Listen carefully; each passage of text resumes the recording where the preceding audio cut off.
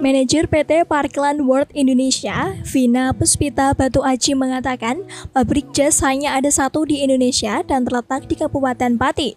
Pabrik yang memproduksi jas itu adalah PT Sejen Fashion Indonesia yang merupakan anak perusahaan PT Parkland World Indonesia. Vina mengungkapkan sebelumnya ada pabrik jas di Bandung, namun pabrik ini tutup. Jas produksi ini cukup mahal, satu buah jas keluaran perusahaannya dibanderol dengan harga 9 juta. Jas ini akan diekspor ke luar negeri. Vina pun berharap PT Sejen Fashion Indonesia yang juga memproduksi sepatu ini dapat berkembang dan bermanfaat bagi masyarakat, terutama masyarakat Kabupaten Pati.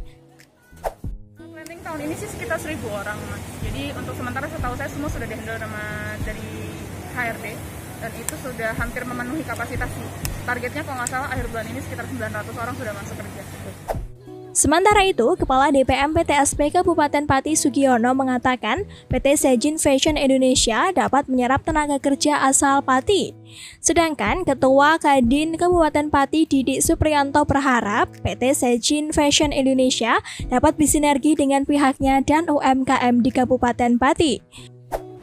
Jadi alhamdulillah kami di lokasi ini dari PT Sejen ini merekrut 80% dari tenaga kerja Pati.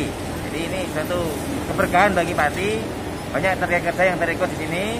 Kemudian harapan juga ini kan ada limbah-limbah. Limbah-limbah ini nanti bisa dimanfaatkan kerjasama dengan BUMDes sekitar desa.